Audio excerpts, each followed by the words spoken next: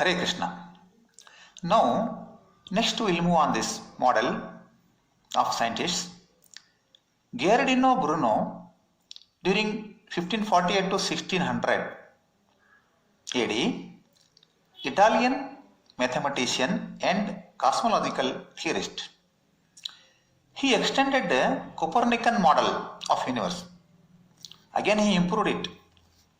What he improved is, he proposed that stars, what they say in some maybe in outer sphere, eighth sphere, whatever it may be, the stars were distant suns. He says that sun and star, there is no difference. Sun is near to us, he is also a star. If stars would have been near to us, they are suns only. These stars surrounded by their own planets. The planets might be having living beings also, like Earth. Earth is a planet to our sun. Our sun is a star. So we are living here. Like that, the stars elsewhere, distant apart, they are having planets, their own planets. So this proposal is called as cosmic plurality. So more than one suns are there, plural.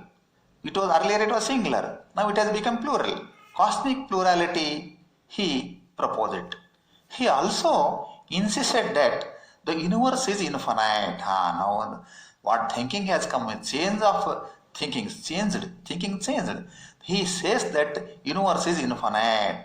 So one could have no center. That means that universe is having no center at all. If there is a center, they may say that it is not infinite. So he says that you cannot show which is the center for that infinite universe. Regarding infinite, we will separately discuss, because it is a chapter itself. In yet to come, we will discuss it separately. Now this is sufficient regarding Bruno's concept. His concept is all the stars are suns only. They are having their own planets, and this cosmic plurality, this is cosmic plurality, he proposed it. Universe is infinite. Then next wonderful scientist, Isaac Newton, Sir Isaac Newton, 1643 to 1727, English mathematician, astronomer, physicist, theologian, etc. He written a book, Mathematical Principle of Natural Philosophy, during 1687. Newton proposed universal gravitation law. See, their revolution started. Each body in the universe were attracted towards every other body. Main principle, the gravitation law. The attractive force will be stronger if they are more massive, and also if they are closer. Like that, he proposed a law, gravitational law, universal gravitation law. So, according to his theory of gravity, the stars, planets, etc. should attract each other. So, it seems that if they are static, standing somewhere, if it attracted, they will come and fall. So, then universe should not have been there by this time. So some answer should be given. What happens? So he proposed that the universe, that all celestial objects are not static. They are moving in their own orbits, so that they will escape from the gravitation pull force, whatever it may from other planet, other object, massive objects. So that was his proposal. A new classical mechanics has been taken now, theory has come back. A physical theory describing the motion of macroscopic objects, astronomical objects such as spacecraft, planets, stars, galaxies, etc. This massive objects in the space, a classical mechanics. If the present state is known, see, prediction also will be there, where that star will be there, where this planet will be there, we can calculate it. If the present state is known, it is possible to predict how it will move in near future, how it moves in near future. Determinism, that is called determinism. And also, by knowing today's position, it was how it was moved, from here it was moved, that in the past where it was, that is called as reversibility. So by knowing this, his law, classic mechanics, one can predict where that Mars, Venus now it is, and where it will be in next 6 months, or in 6 months back where it was. So like this prediction can be done. So but this classic mechanics, negligible masses, small atoms and all things, this will not be applicable. For that quantum mechanics will be applied, and extremely massive, for that general relativity come applied. So this was next invented by the further scientists.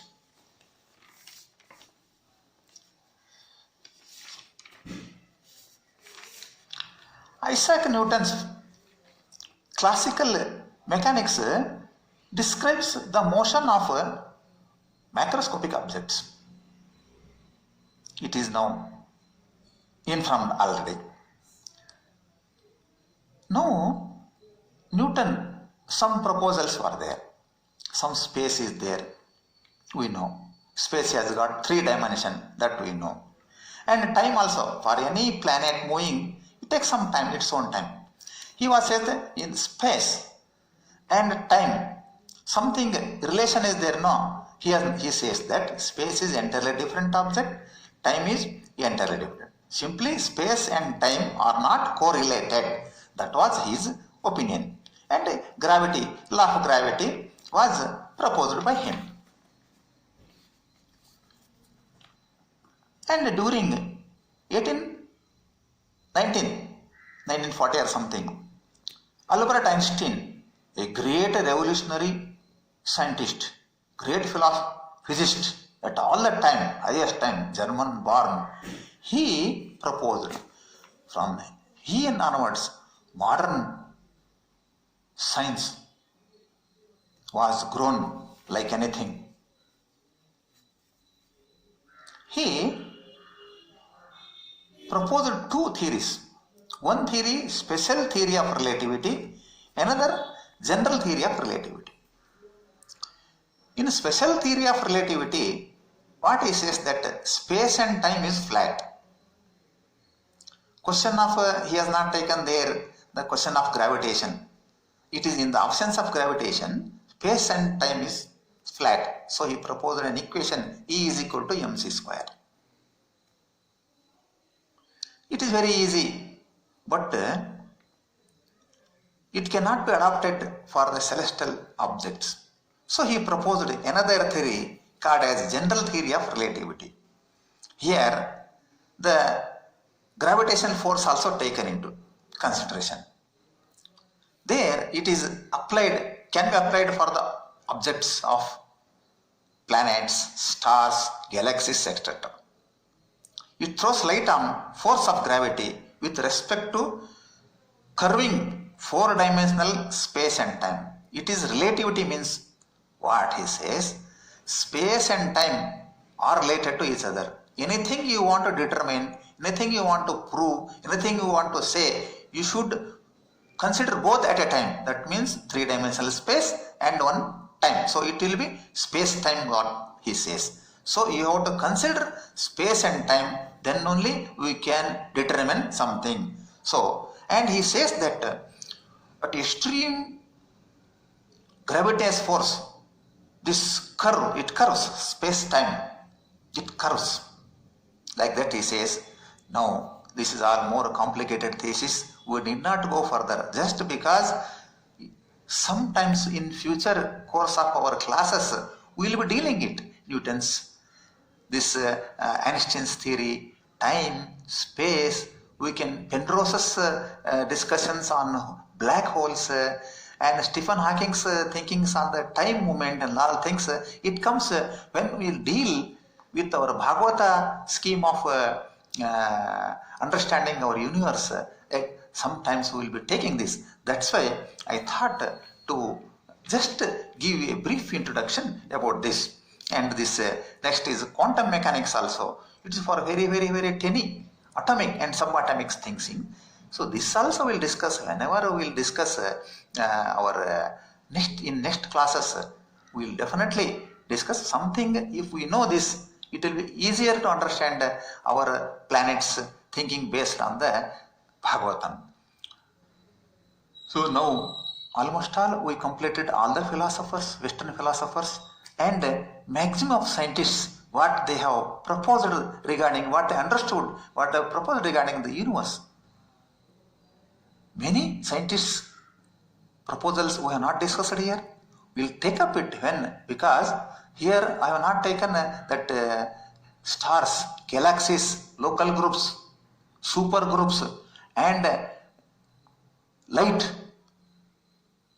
how it moves, and all things. Wherever that concerned topics we discuss, we'll discuss. And now we'll conclude this class, and next class we'll again come with mostly we'll take in next class regarding how universe is formed based on our Indian books, Indian philosophy. Thank you. Hare Krishna.